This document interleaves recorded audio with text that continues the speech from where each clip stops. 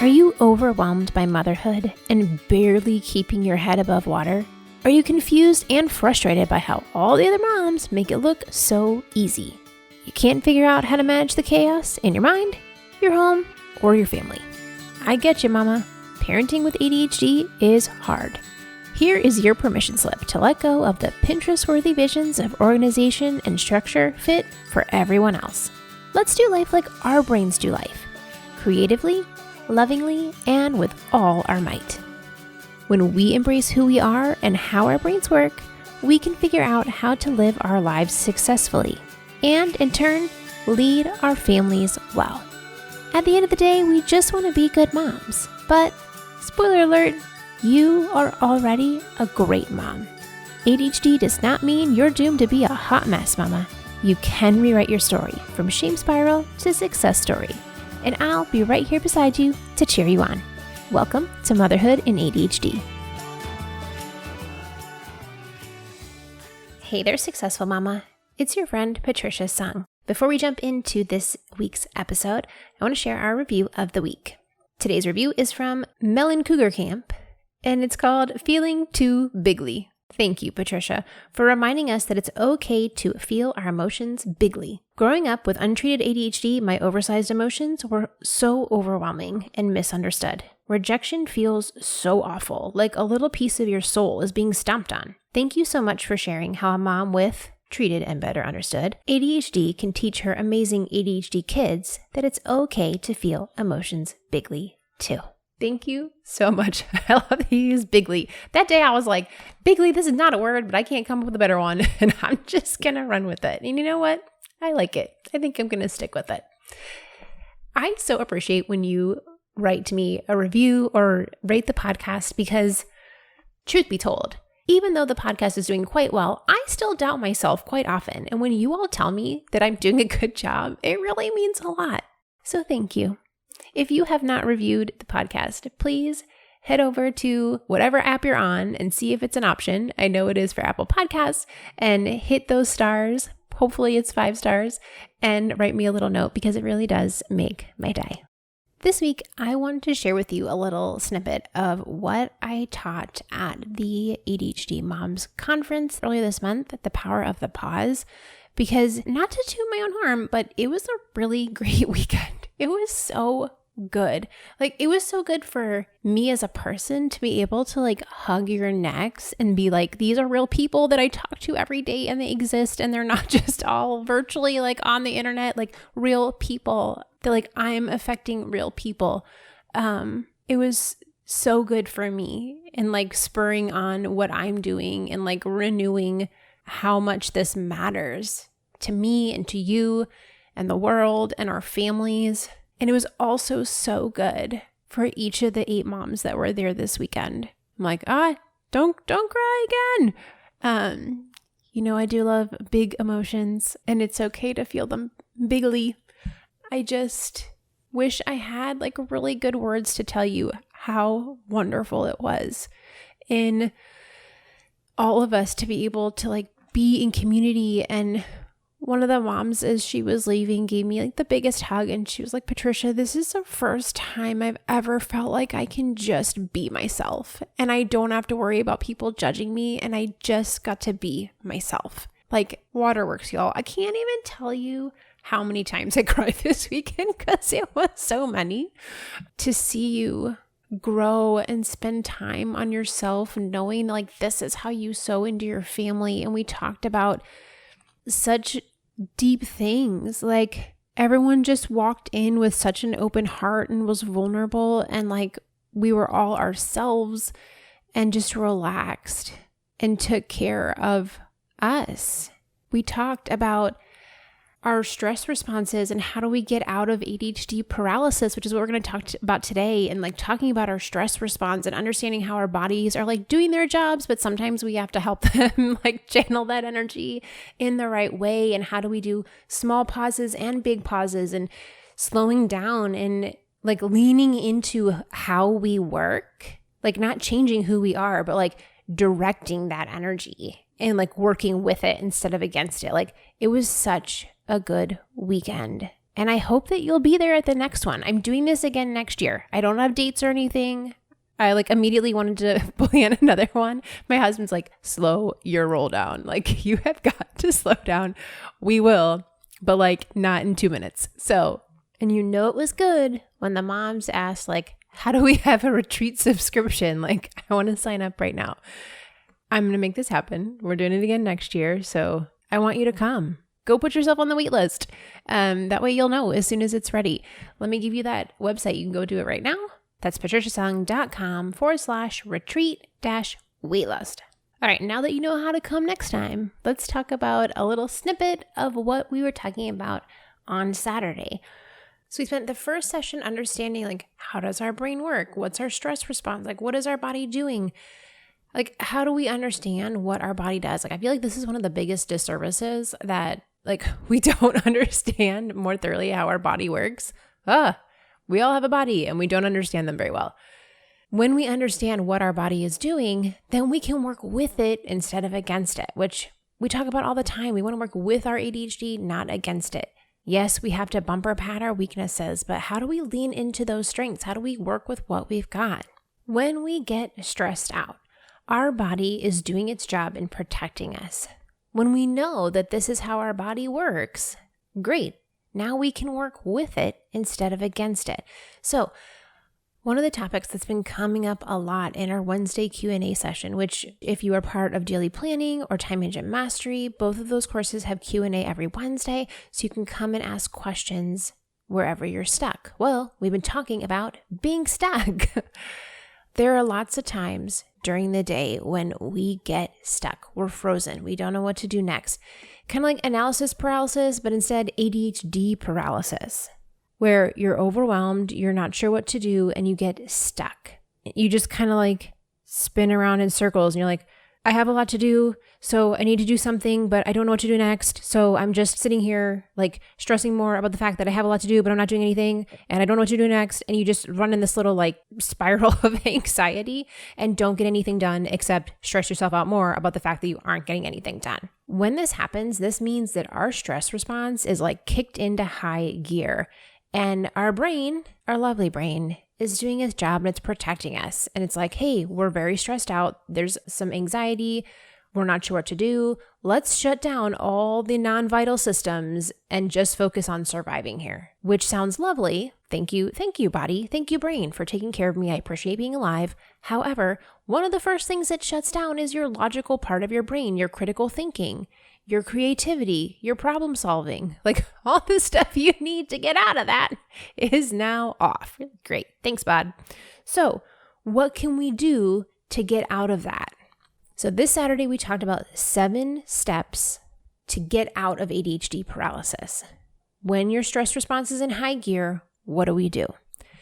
As a foundational point, before the 7 steps, just as a side note, anything that you're doing to treat your ADHD and take care of yourself is going to lower your stress response. So all those little things that feel like they're not making a difference, like going to bed earlier, taking your medicine, eating your veggies, all those basic life skills that we roll our eyes at when people are like, how do you take care of your ADHD? And you're like, just make good choices. You're like, ugh. All those things really do matter. They lower the stress response on your body when you're taking care of yourself. That's why I'm always saying put on your oxygen mask first. If you're not taking care of yourself, if your stress response is too high, you can't take care of other people. You will burn out. You will crash and burn. So know that everything that you're doing to take care of yourself is making a difference here because it's lowering your stress level as a whole, not just in that moment. Okay? So mostly to say good job, yay for you taking care of yourself. It is making a difference even when it doesn't feel like it is. Okay, so when we're in this panic mode and our logic brain turns off, what we can do is have a plan ahead of time on what to do, because in that moment, our logic brain's not going to kick in. So we want to already have our plan set out. Here's our 7 steps. The first one is awareness. Recognizing that you're in ADHD paralysis is how you know that you can do something about it. If you don't realize that you're in that moment, that's the problem, then you can't do something about it. You can't solve a problem you don't know you have, right? So how do we practice listening to our body? like growing our trust. To me, this is the second biggest problem that we have with ADHD. The first being we don't understand our stress response and how our body works. The second one is that we don't trust ourselves. We don't know what our check engine light looks like, sounds like, feels like. So when we start to get stressed and go off the rails, we don't even realize it's happening because we have spent our whole lives telling ourselves that we don't trust ourselves. Because we're always getting this message of like, you're too dramatic, you're too sensitive, you talk too much, you're too this, too that, whatever. And we start to ignore our gut instinct. So I think that this is one of the biggest issues we have with ADHD. One, that we don't understand our stress response. Two, that we don't trust ourselves, even though we actually have fantastic intuitive skills as a whole. We don't trust ourselves. And side note number 3 is that we don't talk about hormones enough, but I'm not even getting on that topic today. Rain and Patricia. Okay. So step 1 is awareness and realizing that you're in the stress response, knowing what to look for, being able to slow down the spiral of panic when it starts. Like, this is step 1. You have to know what the problem is in order to do something about it. This is something that I work on with my one-on-one clients, is like understanding, hey, what does your stress response feel like? What does that overwhelm feel like? How do you recognize it? Because when you tune into your body and you learn to trust yourself again, then you realize it earlier that you're getting stressed. A lot of times we don't even realize we're stressed until we're like already exploding. And then it's like, oh, what did I just do? But if we can recognize it earlier, we can start to curb that and do something about it before it ends up in like epic meltdown or Medusa mom coming out. Okay, that's step 1. Got to know what's going on. Step 2 is pausing to regulate. What is going to bring your stress response down? A really easy one to do in that moment, maybe not easy, quick to grab, quick go-to is breathing. So there's all kinds of breathing techniques, belly breaths, box breathing, all that stuff. Like those big, deep breaths tell your body like, I am safe, I am okay, and help you regulate the other systems in your body. Things like grounding, things like snuggling your pet, walking outside, finding a comfy, safe place to be. How can you pause in that moment to help your body regulate and be like, yes, I'm safe, I'm okay, and try to get your logic brain back on again? Having a go-to quick, like boom, boom, boom, like 3 things you can do when you're stressed. I can breathe, I can pet my dog, I can walk outside for a little bit. Knowing what your go-tos are, when your logic brain shuts off, you develop that habit of, okay, I'm really stressed, I'm realizing I'm getting into overwhelm. Here's the 3 things I can do, is a skill that you can develop, because in the moment, your brain's not going to kick into like, what's the logical thing to do here? So that's part of understanding beforehand what's going to help you so that when you are stressed, you already have that go-to and you're not trying to come up with that list of things in the moment. Are you constantly scrambling to get things done? You never seem to have quite enough time to do it all, and it feels like you're drinking from a fire hose. And then you get mad at yourself because you should have been ready because you knew about that birthday party or that field trip or that vacation for a long time now, and yet somehow you still aren't ready. As ADHD moms, we spend a lot of time living reactively. You're playing whack-a-mole throughout the day, dealing with one emergency or surprise after another. You feel like you don't even have time to catch your breath. This is a really stressful way to live every day. The hard part is that we live in the now, not the not now. And all those things, the birthday party, the vacation, the field trip, they're all not now until suddenly they are now. How do you move those things from not now to now before they are emergency now? By doing some proactive planning. Every month, I look ahead at what's coming up so that my brain recognizes that it's coming soon. It brings the not now into the now temporarily. I'm sharing this tried and true strategy with you, so head over to my website, patriciasung.com/month ahead. It's all one word, month ahead, lowercase letters, and you can download it for free. How in just 10-15 minutes, you can walk through what's coming up and help your brain move from reactive to proactive. This 10 or 15 minute activity once a month saves future me tons of hours of stress and panic. And I want that for you too. So go to my website, patriciasung.com/month ahead, and grab your free ADHD friendly strategy, which is my secret on how I overcome time blindness and lower your stress a whole bunch. Future you will thank you so much in a couple of weeks. So go grab it now, patriciasung.com/month ahead. Monthead.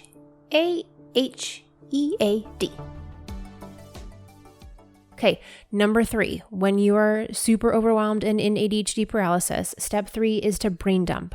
You hear me talk about this a lot. Just throw everything on the page, dump it all out. Literally all the thoughts, get it out. Write it on your phone, write it on a piece of paper, get it out. If you're a verbal processor, you can speak into your phone into one of those like transcription things. I use Otter. That will transcribe for you what you're saying, and then you can have it all there like typed up for you. Get it out of your brain. And it can be everything. It's not like, oh, I just need to write down my grocery list. I just need to write down what to do today. Like write everything. If it's like a jumble of like, I'm really stressed, I need to buy milk, I forgot to sign that permission slip, what am I doing with my life? Like just get it all out of your brain, all the swirling around, get it out and either onto a piece of paper, digitally, whatever it is, but get it out of your head. Step 4 is to prioritize. Our brains don't prioritize well on their own. We think that everything is urgent and important when we're in a panic because we're stressed and everything feels urgent and important. And it's not. Not everything is urgent and important. In both of my classes, I talk about the Eisenhower matrix and I give a little ADHD spin on it of like, I mean, you can Google this, the Eisenhower matrix, go Google it. It helps you like figure out what's important and what is urgent.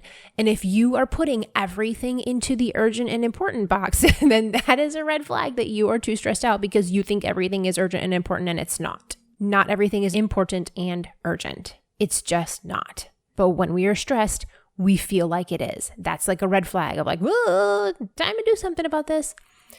If you don't know how to prioritize, that is one of the things that I teach in my courses. How to figure out what's actually important and actually urgent. We go through that in daily planning. Go sign up. Step number 5, when you are overwhelmed and in ADHD paralysis, step 5 is take a baby step. Give yourself some grace.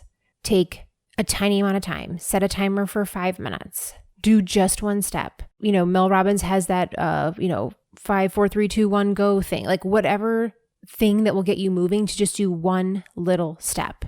Just do a little bit to get yourself moving. Don't try to do the whole project, just one thing. What's the one step you need? Once you get going, then your body will kick in and you can decide like, do I want to keep going with this? Like my 5-minute timer went off. Do I want to do more? Or am I like, nope, thanks, I'm done. Or sometimes your body will be like, hey, I'm going now. Okay, I can keep working on this project for a little bit longer because I'm already moving along. But like, what's the baby step you can take to get moving? Step 6 is planning out the steps. When you have these big projects, they feel very overwhelming and it's vague. And a lot of times we'll put on our to-do list something large like do my taxes. It's like do my taxes is not one job. That's like probably 15 or 20 steps. So when you look at do your taxes, it feels really overwhelming because like, what does that look like? What do I need to do? Who do I need to ask for help? What do I need to call? What papers do I need? Like, there's so much that goes into that. So if you can go through and write down the steps, when does it need to be done? How does it need to be done?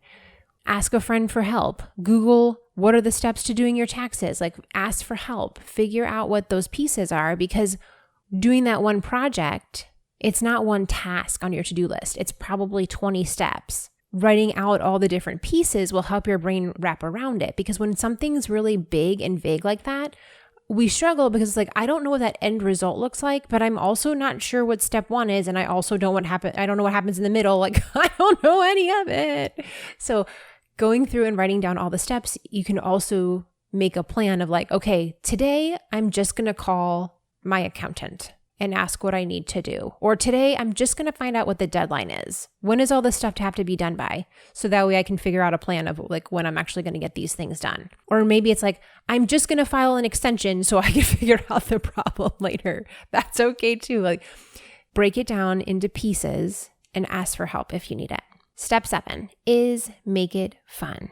This is like a catch-22 of like the chicken or the egg. Because when you are stressed, your body is not going to have fun. It's not designed for play when you're stressed. When you're stressed, your body's in fight or flight, or maybe you've already hit fawn or freeze, and your body's not trying to make things fun. It's not going to see the joy in things because it's like, we're just trying to survive here, Patricia. We're just trying to survive. So Not that we want to like trick ourselves, but like if you are safe and you're in ADHD paralysis and you are actually safe, but your body's super stressed, finding a way to make things fun, have it be playful, is a way to help your body move up the stress ladder and be less stressed. So if you can put on music, if you can dance, if you can sing, actually there's this whole thing with the vagus nerve, and like when you're singing, it just tells your body like you're safe because of the vibration or something. I really should have looked this up before I said it out loud. Just trust me on it. You can Google it. When you sing, your body is getting this signal that it's safe. So how can you make it fun? How can you make it a game?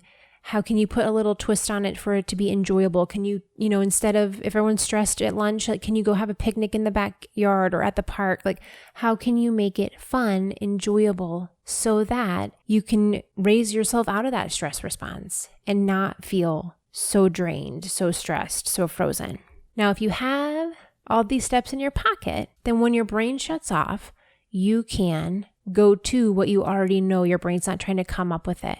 So here is your assignment for today. Write down these 7 steps, what works for you. What are you going to do so that when you're stressed, you have a go-to plan? And if you're like, Patricia, I can't remember all those 7 steps, don't worry.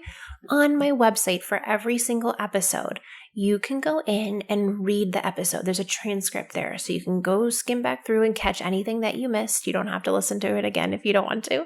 You can go read it. And there also on the website are all the links. If we have a guest, that's where you can find links to their stuff.